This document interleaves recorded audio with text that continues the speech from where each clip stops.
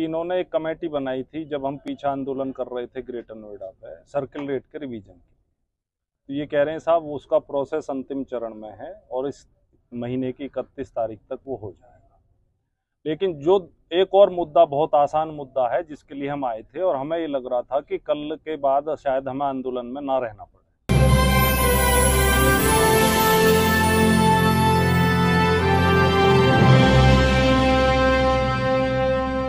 कल हमारी काफ़ी लंबी वार्ता रही और मुख्य रूप से 3 ही मुद्दों पर हमारी बात हुई थी। एक मुद्दे पर हम संतुष्ट हैं कि इन्होंने एक कमेटी बनाई थी जब हम पीछा आंदोलन कर रहे थे ग्रेटर नोएडा पे सर्किल रेट के रिवीजन की। तो ये कह रहे हैं साहब उसका प्रोसेस अंतिम चरण में है और इस महीने की 31 तारीख तक वो हो जाएगा। लेकिन जो एक और मुद्दा बहुत आसान मुद्दा है जिसके लिए हम आए थे और हमें ये लग रहा था कि कल के बाद शायद हमें आंदोलन में ना रहना पड़े, क्योंकि जो कमेटी बनी थी जिसके डीएम साहब सदस्य हैं, जिसको यहाँ के सभी किसानों के अधिग्रहण प्रभावित किसानों की समस्याओं के संबंध में माननीय मुख्यमंत्री जी को सिफारिश देनी थी, वो सिफारिश इन्होंने 31 अगस्त को दे दी। अब हम इनसे लगातार ये रिक्वेस्ट कर रहे हैं कि साहब ये सिफारिश तो पब्लिक डॉक्यूमेंट बन गई और पब्लिक डॉक्यूमेंट को पब्लिक करने में आपको क्या दिक्कत है।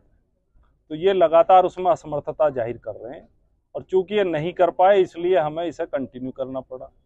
दूसरा, इन्होंने हमें प्रपोजल दिया था कि साहब शुक्रवार को इस संबंध में तीनों प्राधिकरण के सीईओज के साथ हम बैठेंगे और कलेक्टर साहब बैठेंगे। तो हमने कहा जी बिल्कुल, हमें डायलॉग में कोई दिक्कत नहीं है, हम आप चारों के साथ बैठेंगे, लेकिन आप चारों भी उसको यदि जाहिर कर सको, पता नहीं आप जाहिर कर पाओगे नहीं कर पाओगे, या तब तक आप वो उनका कहना ये था कि हम शासन से इसके बारे में जानकारी कर रहे हैं, उनको अवगत करा दिया गया और शासन से यदि इशारा होगा, ये मेरा अधिकार क्षेत्र में नहीं है, शासन से इशारा होगा तो हम कमेटी की सिफारिशों को जाहिर कर देंगे।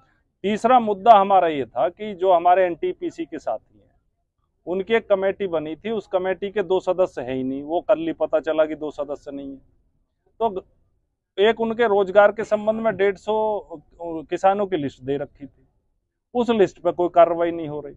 ऐसी ही बड़ी खबरों को देखने के लिए जुड़े रहिए हमारे साथ न्यूज़ टाइम।